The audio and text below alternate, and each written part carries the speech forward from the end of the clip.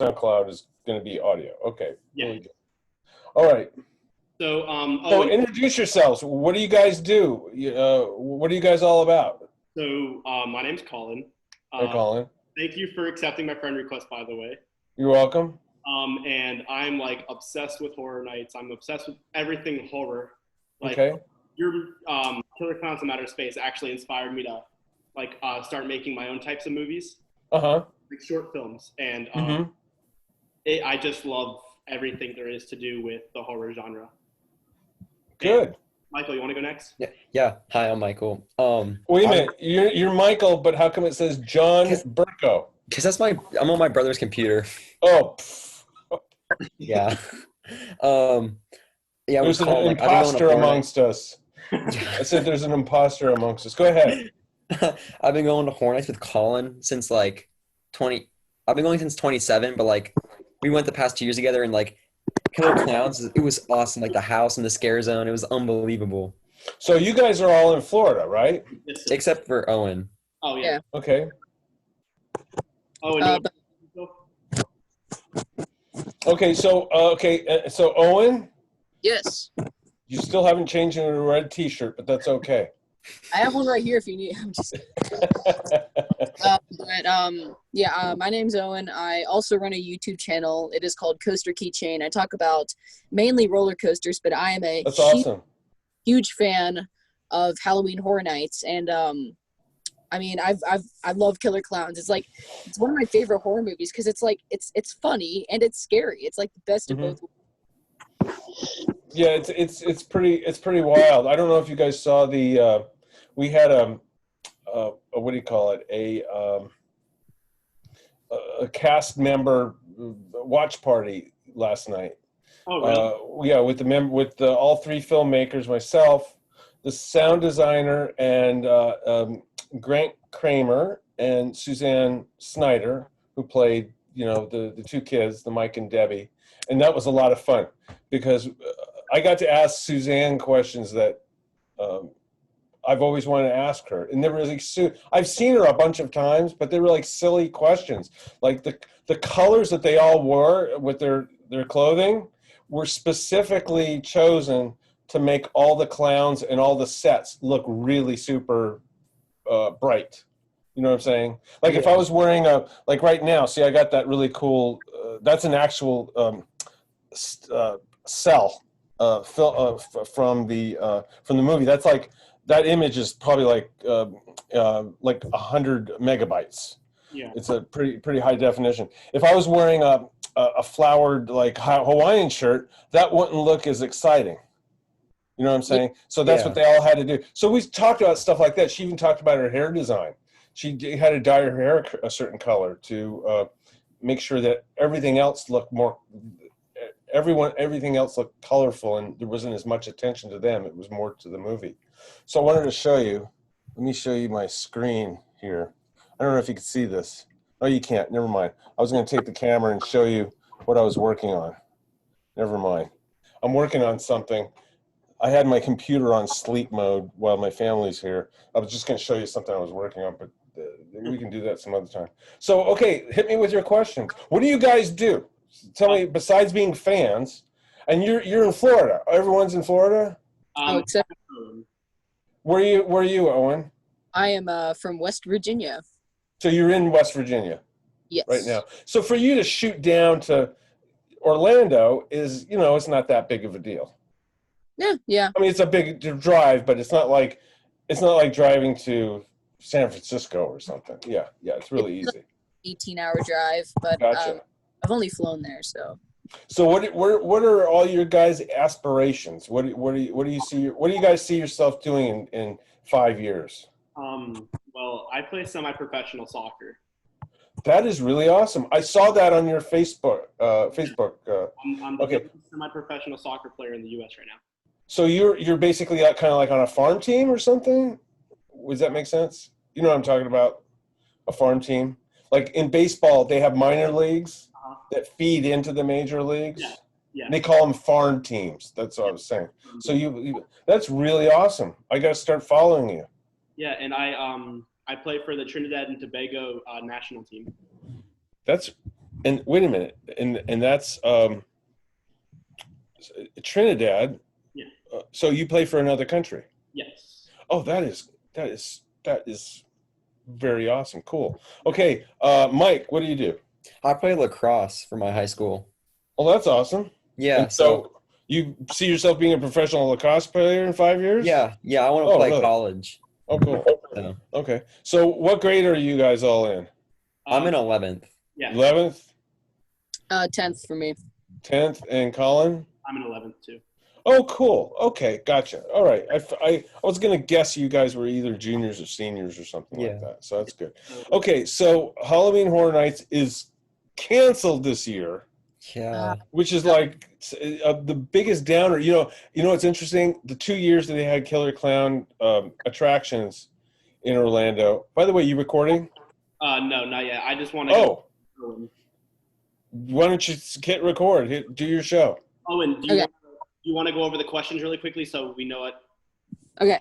So I have 3 questions. Okay. The first question is, what's your background? Where'd you come from? And the second That's is personal. I don't want to talk about that. But go ahead. Okay. I'm just kidding. I'm kidding. Okay. Go Next one, ahead. obviously, we're going to talk about the You're elephant. so fun to bug. I do know. it because I love. That's the only reason. I don't do it because I hate. I do it because I love. Go ahead. Go ahead. And what's the next question?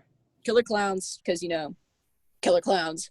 Right. And then we're going to talk about the last thing we're talking about is HHN, which Gotcha. Okay. And what? I was asking Colin a question. Okay. So are you going to be on YouTube? Are you going to show like the Zoom screen, or is it just going to be the background of your logo? Zoom screen. Okay, so I'm going to wait. Is it just going to be your Zoom screen, or is it going to be everyone's? Everyone. Okay, in that case, I'm going to change my background to my logo because I can't show my face yet. That's cool. Chain coaster. That's nice. Yeah. Hold up. Okay, so, John, you're all set? Wait, hold up. This is acting weird. Okay. How's this? Perfect. Oh, now Yeah. How's this? Perfect. Thank you. Okay. Owen, you ready? I am all ready. Michael, you ready? Yeah. John, ready? As you can see, I'm ready to go. Okay, so just to make sure, how do you say your last name properly? Because I feel like I'm saying it wrong. Massari. Like Okay. I'm sorry with an M. Okay, I've said it right. Okay, so I'm going to do my quick intro. And I changed my mind. I'll show my face. Why not? Okay. How's my hair? perfect. Looks good. Okay, so I'll do my quick intro and then I'll cut to you, John, okay? Okay. Okay. 3, 2, 1. Hey guys, it is Theme Parks and More back here with another podcast. Today I am interviewing the one, the only John Massari, a Killer Clowns from Outer Space legend.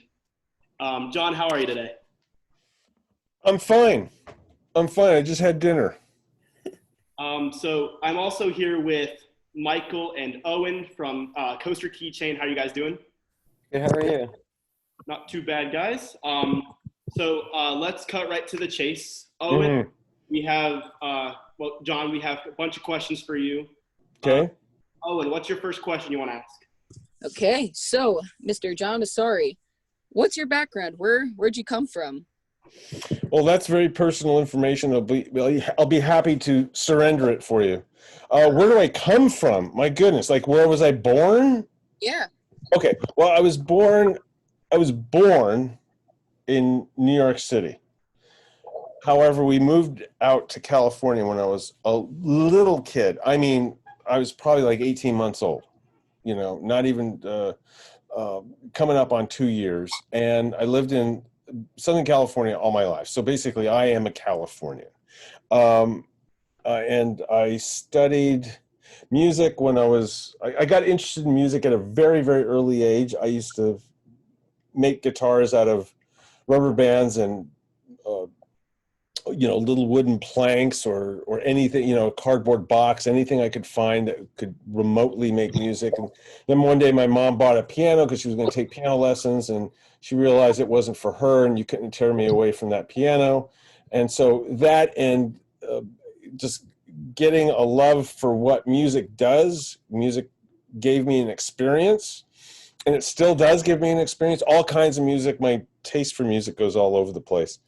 But I just wanted to relive the experience of playing and tinkering with music and then creating music so that I can create that experience again for me and for other people. And it's also a profession. There are some things that I do that are just basically a job. I just finished a whole series of commercials for a Japanese amusement park, of all things. And I'm working on an extended project that started last October. As a matter of fact, it started when I was at HHN. I got the call while I was at HHN 29, right?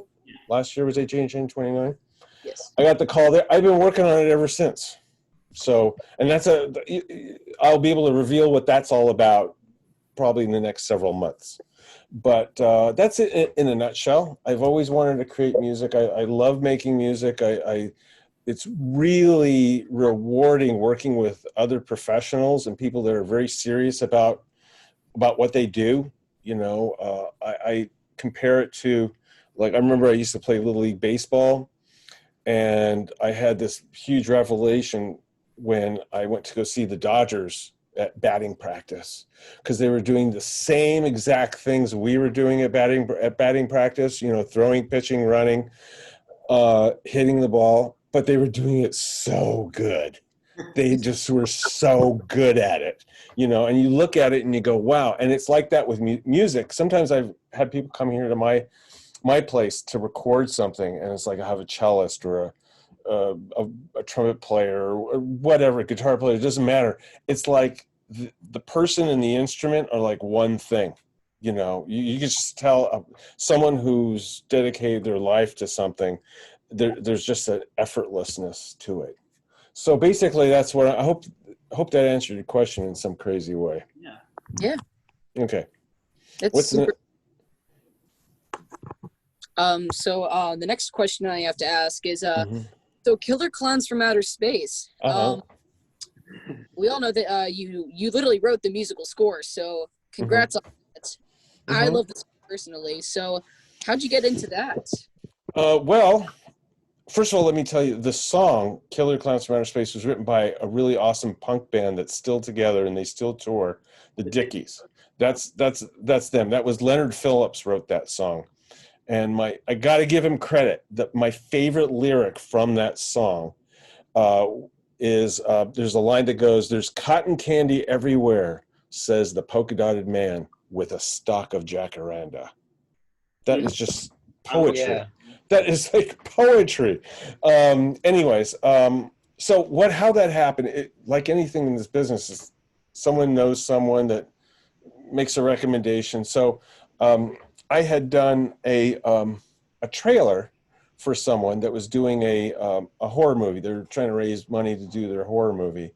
And we became friends. And he said, I know these brothers. They're doing a movie. It's really crazy. You may not want to do it. And I go, well, what is it? He goes, I don't know. It's something weird, like alien clowns invade Earth or something, And I go, I love that. So I went to a screening. It was at the Warner Brothers studio lot, and there's probably easily 50 people there. Most of them were other composers. And we took home a packet of a VHS, and I think we got a copy of the script. I'm not really sure because I don't really read scripts, so I probably ignored it. So I got a VHS, and I picked a scene to audition, right? And so don't ask me how, but whatever I did resonated with them. They liked it over everyone else's because genuinely that music somehow just worked perfect for them. And the scene that I did is when the two characters, they go into this, my favorite scene, the circus tent for the first time. And so much happens in that scene. They they get lured in, almost seduced by this beautiful tent in the middle of the forest. Then when they're inside, they come in contact with clowns, they run away, and they escape, and the clowns begin to march on the town. So it's like, that's the keystone moment of the film. So I figured if I can define musically what I want to do for the entire movie within that one scene, I think everyone will be, would benefit from it. So that's what I did, and here we are today after all these years. Yeah, it's incredible how that movie and the soundtrack and just every little key detail came into play with this movie. Like no matter what you did in the movie or like in production, you had a very big role in that movie. I had a complete blast, and working with the Kyoto brothers, they are very brilliant artists. When I first met them, I just knew that I was I was among some very talented people, and the way they work together as a team. Each one has a specific type of role, and they play ideas off themselves. And as a matter of fact, we did a watch party the other day, and the two of them were talking about a concept throughout the whole scene.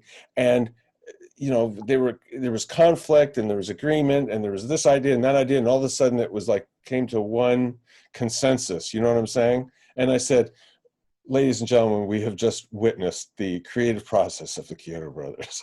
Yeah. And everyone was quiet. We were all like listening to the guys go back and forth. It was really interesting. Wow, that's incredible. It's just crazy how people are able to do that in such, like, I wouldn't say quick time, but like what you said, like you just saw how everything came to play. That's right. Incredible to me, just like knowing how quick they're able to do that. Yeah, it's just amazing. And, you probably know this. If you don't, I'm happy to tell you that a few years ago, was it 2018, we had the 30th anniversary, and we did a live concert here. Yeah. And since then, I've been working with a producer designing a much expanded version of that concept, and then COVID came up. So, but we're still going to do it. It's just going to happen later. I saw that video from James from Dead Meat. Yes, James. Yeah, James is awesome. James and Chelsea are really awesome. As a matter of fact, when around that time they were just starting to gain momentum, and I thought they would be the perfect people to be there as part of the media. There were several other YouTubers there too that did well. There's a guy, his name is SoCal Shaolin, and he does amusement parks and collectible toys. That's all he does.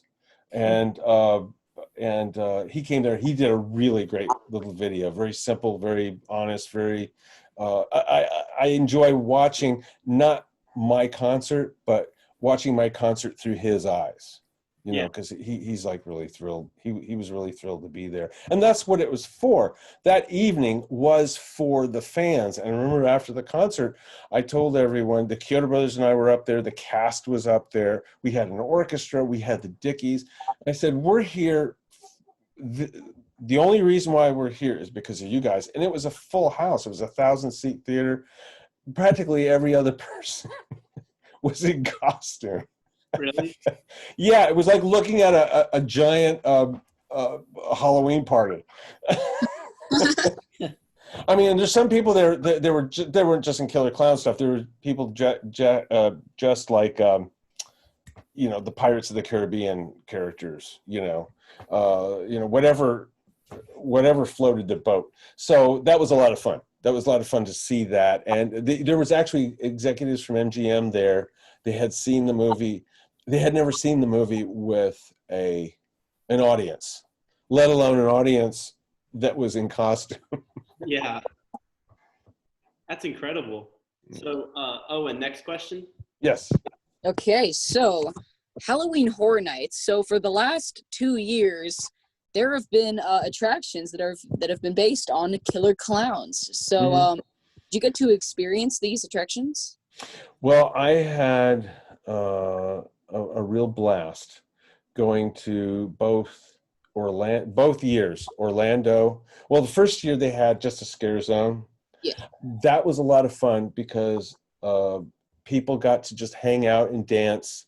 And usually I noticed I'm basically new to Halloween Horror Nights, to be very quite honest with you.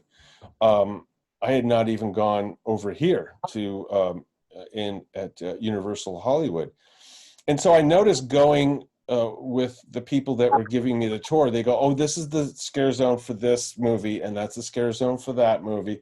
And people would just like kind of walk through. When you got to Killer Clowns, it was a party. People didn't leave.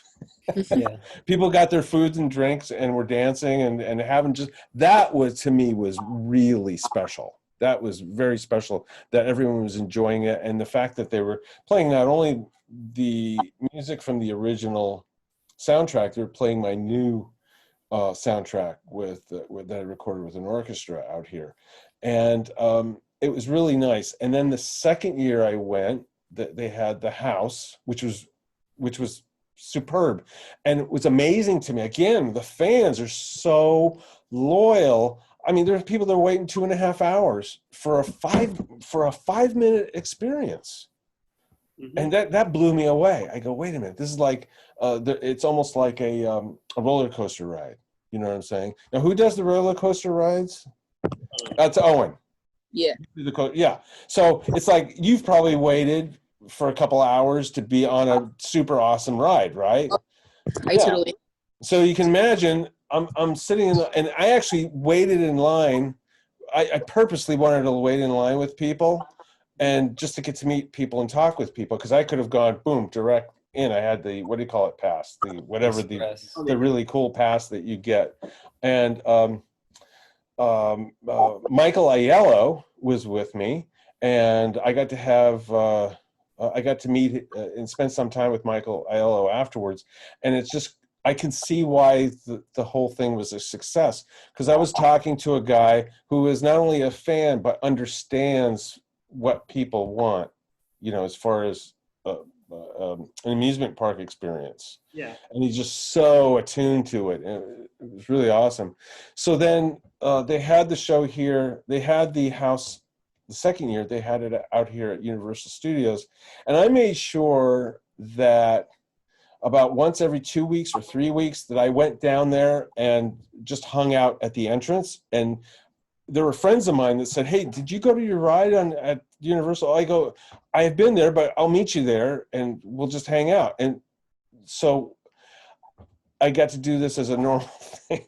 And one of the administrative people came over there. I thought they were going to bust me. And they asked me, do you need a table or chairs or anything like that? And he goes, anytime you want to go in with a group of people, go right on ahead. So it was a lot of fun. It was a lot of fun. I made a lot of friends, and it was really wonderful. And there was one night that I think it was one of the last nights, and I was hanging out in the gift shop, and I was just signing tons of stuff. And the shop manager says, we're completely sold out of our Killer Clowns inventory. Wow. Yeah. So it was. Last year, I had two of my friends go to Horror Nights in Hollywood, and right. He actually proposed to his girlfriend in front of your house. No. Are you talking about Michael Tucci? No, it was different. Oh, okay. Because there was a guy that came out to my concert, and he proposed to his girlfriend before the concert started. Okay. And it was so cool. So you're saying that, and this, your friend did that in Orlando or out here? Out where you are. Okay, because I have a picture of that. They sent me that. They sent me the video. Yeah, I have it somewhere. I may have even put it on my YouTube. That's really awesome. I was supposed to hang out with those people at some point, but we never. Did they get married? I think so. Okay. Yeah. I feel like just because someone proposes doesn't mean they actually get married. Yeah, but like going back to Orlando with I remember going through the last night of Horror Nights, and that house, I mean, it was scary, but it was mostly fun. It was fun. Right. I don't remember a bad run that I had in that house. No, we've always had a good one. And I don't think they were looking to make it a scary experience. They were basically recreating the movie. Yeah, like, I remember I had a couple nights where I would go and I was like, I had stuff happen earlier in the day that kind of like brought me down. But I know, like, as soon as I went through that house, I was coming out with a smile on my face. Yeah, it was a lot of fun. For me, the smile on my face is that people enjoyed it. Oh, definitely. That was because I mean, I've seen the movie. Well, I don't actually watch the movie nowadays unless it's for a watch party or something like that. But when I worked on the movie, I saw it 1,000 times probably in one way, shape, or form. I have it memorized. But yeah, it was a wonderful experience. It's definitely probably one of my favorite houses. Like, from all the years I've been going to horror nights. Like, I mean, I just remember the last night when we went through, I was crying. Well, I was hoping they would do here at I don't know how if they bring certain things back or something like that, but I think from a marketing standpoint, having a Killer Clown scare zone, they would make a lot of money in beer and food. Oh, definitely. Because people would hang out, and I'm so bummed. I was working really hard with the people at Universal. We were trying to get the whole cast, including the Dickies, and we were going to do like a little mini concert. And the Dickies were on tour for a whole month. They were somewhere in Europe, and then Funko Pop was going to have an event in May, and obviously that didn't happen. So all this may happen again. We'll have to have a reset on it. I was one of the first people to get my hands on those Funko Pops. That's cool. That's cool. Well, guys, do you have any other questions? I got everyone's waiting downstairs for me. The water's boiling for the pasta. No, I think that's it. Wait, I have one final bonus question for you. Okay. So, okay, Killer Clowns from Outer Space. Yes. Sequel, maybe? Oh, well, you know what? You asked a very, very good question. Well, here's the thing with the sequel. Killer Clowns from Outer Space is a property of Metro-Goldwyn-Mayer, MGM, and they have a website, mgm.com. And like it's a publicly traded company, and like any publicly traded company, they're very open. There's a contact, so you go to the mgm.com and you look up, and you're going to find some sort of contact. And if you want a sequel, ask them, and then they'll hire us to make a sequel. That's basically how it goes. Because we could tell MGM all we want. And as a matter of fact, people do that. It says, could you tell them to do? No, I can't. If John Massari, the Kyoto brothers, are like 4 people, if they ask MGM, it's very different than if they get 100,000 emails. Oh, I mean, legitimate emails from people, and that's when a company opens up their eye. They get barraged with legitimate, contacts and what have you. Now, I've had fans send me petitions. I don't know how those went. It's not anything that I've done, but I've seen them, and I've given it a nod or whatever, but so that's where the sequel is all about. Because at this point, MGM, they do well on all the licensing from the movie, and so to make for crying out loud, they've been to they were there at Universal Hollywood and Universal Orlando. They saw sometimes 1,500 people, maybe 2,000 people waiting in line. Someone told me the capacity for one of the lines, I think in Orlando, is 2,500 is capacity, and then they have to start regulating people waiting in line. So that's what I recommend. Tell all your fans and friends. It's very simple. I mean, say whatever you want regarding a sequel for Killer Clowns, because you have to understand, Killer Clowns from Outer Space is one of their properties. MGM, as you know, has the James Bond franchise and Bill and Ted's franchise. They have Chucky. They have Child's Play. the list is like mountainous. His Killer Clowns is in there somewhere, but in order for them to pull that out and give it a run, they need to see a substantial amount of fan love for it. Yeah, definitely. Okay. Anything else, guys? Nope. I think that's all. Yeah. Okay. Do you want me to do a sign off for you? What's the name of your show, by the way? TPM Keychain Podcasts. TPM. I gotta write this down. Hold on a second. Let's try that one more time. Buddy.